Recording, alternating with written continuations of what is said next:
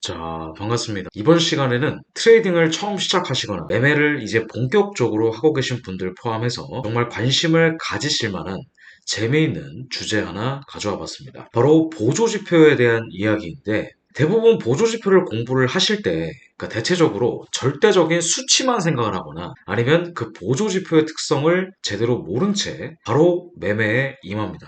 누구는 맥디로 얼마를 벌었다더라. 누구는 RSI만 매매를 한다더라. 그런 영웅담만 듣고 바로 매매를 시작하시는 분들도 굉장히 많아요. 물론 바로 여러분들이 성공하시면 정말 좋겠지만 저도 이 보조지표 때문에 정말 애 많이 먹었고 지금은 그나마 시장 짬밥이 있어서 그런지 보조지표를 정말 자유자재로 적재적소에 활용할 수 있게 되었습니다. 회사에서도 각자 맡은 업무 부서에 따라 시스템이 있고 분야가 다르듯이 이 보조지표도 각각의 특성에 따라서 역할이 다릅니다. 그러면 바로 시작해 보도록 하겠습니다. 우선 보조지표의 종류를 먼저 설명을 드리겠습니다. 보조지표의 종류를 우선 큰 틀로 분류하자면 두 가지로 일단 분류를 해볼 수가 있습니다. 첫 번째는 선행지표, 두 번째는 후행지표입니다. 보조지표가 다 후행성 아니었어? 생각하시는 분들도 있을 수 있습니다만 선행지표도 있습니다. 첫 번째, 선행지표의 특징은 프라이스 액션의 향후 결과를 예측하는데 집중하는 것으로 실제 프라이스 액션이 발생하기 전에 미리 신호를 제공하는 것을 말합니다. 예를 들어서 가격이 빠르게 움직이거나 변동성이 있을 때 모멘텀을 파악하는 데 용이합니다. 프라이스 액션의 대표적인 선행 지표는 맥디 다이버전스라든지 RSI 다이버전스라든지 이런 다이버전스 혹은 볼륨 다이버전스라든지 이 번째는 이제 달러의 방향을 보면서 투자를 하는 거죠. 예를 들어서 달러가 강세를 보인다면 대체적으로 골드는 올라갈 가능성이 높으니까 매수를 들어간다든지 그런 상관계수의 상관관계를 파악을 해서 들어가는 방법이 있고 그리고 최근에 한투자에서 가장 핫한 나스닥 현물지수를 보면서 선물지수의 방향을 미리 결정하거나 하는 것들도 다 선행지표라고 볼 수가 있습니다. 우리가 운전을 할 때 앞을 보고 가는데 앞에 전방 유리를 보고 도로가 방지턱에 있는지 속도를 줄여야 되는지 말아야 되는지를 봅니다. 그 앞에 유리창을 선행지표라고 생각하시면 돼요. 두 번째는 후행지표입니다. 거의 대부분 95%의 지표들이 다 후행지표라고 볼 수가 있습니다. 후행지표는 과거의 프라이스 액션을 분석하는 것으로서 과거의 차트 움직임에 기반해서 앞으로 움직임을 파악하는 것으로 생각하시면 됩니다. 뒤에 백미러나 사이드미러를 보면서 운전을 한다고 생각하시면 돼요. 자, 이번에는 조금 더 자세하게 분류를 해보겠습니다. 더 세부적으로 분류하자면 보조지표는 다섯 가지로 분류가 가능합니다. 자, 첫 번째는 바로 추세 추종형 보조지표라고 볼 수가 있습니다. 우리가 가장 많이 참고하는 것들은 이제 맥디라든지 DMI라든지 소나라든지 이런 지표들을 우리가 활용을 하고요. 이거는 말 그대로 현재 추세가 상승이 강한지 하락이 강한지를 직관적으로 보여주는 그런 보조지표다라고 생각하시면 되고요. 그래서 추세 추종형 지표 같은 경우에는 추세가 박스권일 때는 잘 활용이 안 되는 특징이 있습니다. 그리고 모멘텀 지표 같은 경우에는 오실레이터라고도 볼 수가 있는데 RSI나 아니면 이격도나 스토캐스틱이 그 예가 될 수가 있습니다. 저 같은 경우에는 RSI를 정말 많이 쓰는데 상대적으로 약세인지 강세인지를 체크를 해서 현재 지지 저항을 활용하는 방법으로 사용을 합니다. 그래서 모멘텀 지표는 추세를 보여준다기보다는 가격의 강도를 측정해서 현재 변동성을 보는 것으로서 모멘텀의 기울기에 따른 추가 상승이나 하락을 예측하는 지표라고도 볼 수 있습니다. 보통 0과 100 사이에서 움직이면서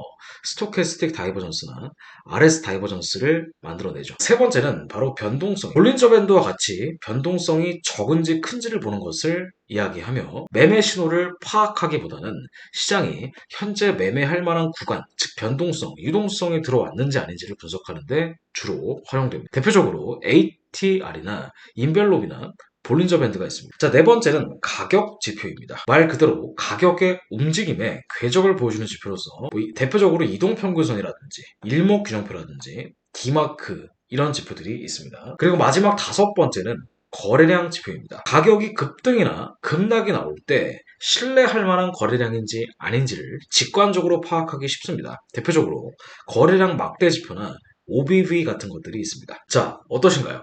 이 지표들을 보시고 와, 내가 이제 이 지표만 마스터하면 정말 떼돈을 벌 수 있겠구나 라고 생각하시는 분들 분명히 계실 겁니다. 하지만 그런 생각을 하기 전에 보조지표도 명확한 한계가 존재합니다. 즉 보조지표만 맹신해서 투자하지 마시라는 이야기죠. 자, 보조지표를 사용할 때 주의사항을 말씀드리겠습니다. 선행지표가 아닌 이상 보조지표는 과거의 데이터를 기반으로 미래를 예측하는 것입니다. 그렇기 때문에 갑작스러운 시장의 변수에 대비하기 힘들죠. 그리고 두 번째는 시장 전체의 방향성을 제대로 반영할 수 없습니다. 그 세 번째는 추세 방향이 깔끔하거나 특정 방향으로 원사이드 추세가 나온다면 매매가 쉽지만 횡보를 하거나 박스권이라면 매매 의사결정에 혼란을 야기할 수 있습니다. 마지막으로 네 번째는 단순한 기계적 산술적 수치이기 때문에 이것에만 의존하는 경우는 시장 전체의 기회를 놓칠 수가 있습니다. 자, 이렇게 한계가 존재한다고 해서 보조지표를 쓰지 말라는 거냐? 그 말이 아닙니다. 보조지표도 정말 적재적소에 잘 쓰신다면 그러한 한계점들을 극복해서 확률 높은 트레이딩을 하는 게 얼마든지 가능합니다. 그렇다면 우선 하지 말아야 할 것을 먼저 알고 해야 하는 것을 위주로 설명을 드립니다. 첫 번째는 동일한 정보를 사용하는 지표를 2개 이상 사용하지 말자는 것입니다. 예를 들어서 RSI와 스토캐스틱을 같이 본다라든지 아니면 이동평균선이나 일목균형표를 같이 차트에 합성해서 본다라든지 그런 것들이죠. 이런 것들이 대부분 초보자분들이 많이 범하는 실수입니다. 뭔가 절대반지 같은 마법의 변수가 없을까 고민하기 전에 사람들이 가장 많이 보는 사용값을 쓰세요.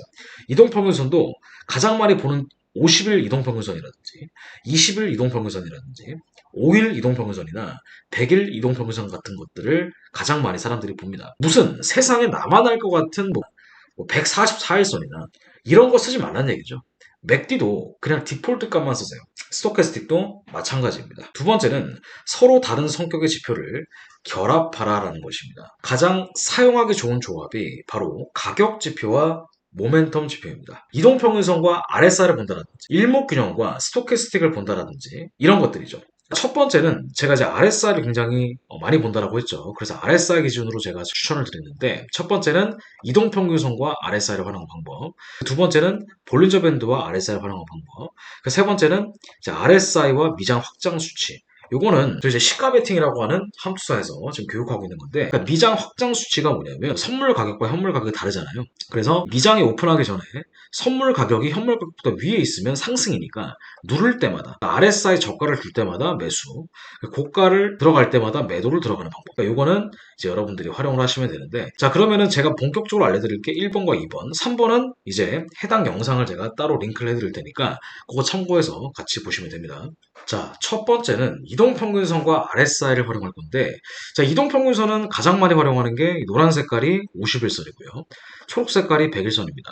그리고 이동평균선은 현재 정배열이냐 역배열이냐에 따라 추세가 달라지는데, 정배열의 경우에 지금 이렇게 올라가고 있는 우상향의 상태에서 RSI를 50을 기준으로 일단 보시는 겁니다. 자, 50을 기준으로 보는데, 자, 50을 기준으로 그냥 아무렇게나 막 보는 거냐? 그게 아니라, 이 노란 색깔 선이 있죠? 요게 이제 51선, 가장 많이 사람들이 신뢰하는 그런 보조지표의 단기선이라고 보시면 돼요. 그래서 요 캔들이 51선을 터치하고 이렇게 50 밑으로 떨어졌다가 올라갈 때, 요때 매수. 그리고 다시 50 밑으로 떨어졌을 때 이동평균선 51선과 키스하는 자리가 있습니다. 이 자리가 또 매수 자리가 되고요. 그리고 51선과 100일선 조금 조정이 깊었죠. 그리고 다시 올라갈 때 이렇게 반등이 나오는 자리. 그리고 51선과 RSI 50 수치를 기준으로 가운데 키스하는 자리. 이런 데가 굉장히 중요한 매수 자리다. 그렇게 볼 수가 있습니다.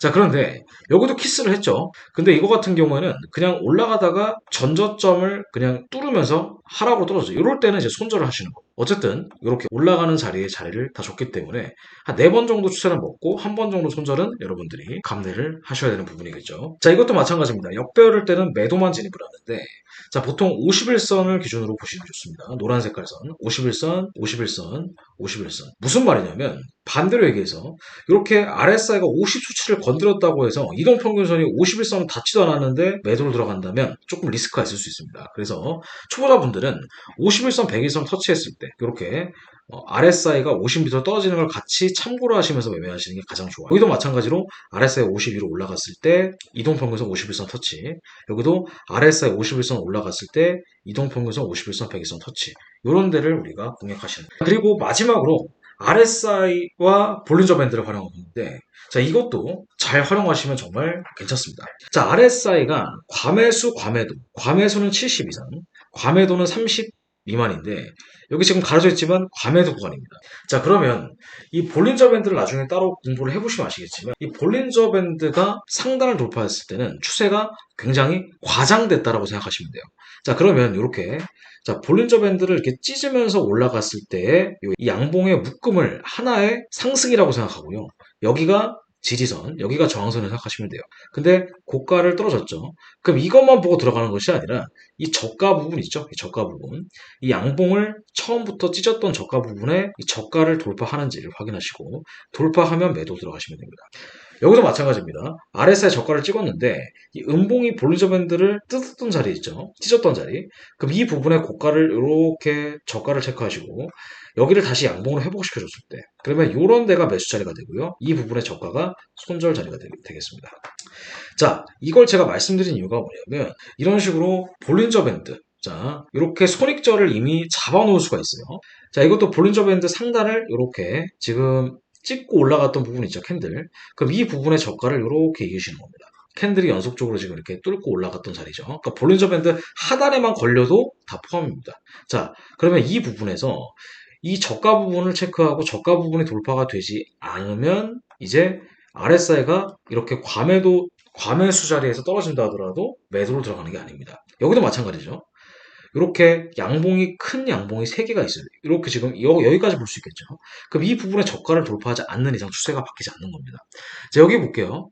볼밴 찍고 이렇게 올라갔습니다. 그러면 볼린저 밴드 상단을 터치했던 부분이 마지막에 이 자리니까 여기 부분을 체크하면은 RSI 고가를 찍고 이렇게 추세 반전을 노려볼 수가 있습니다.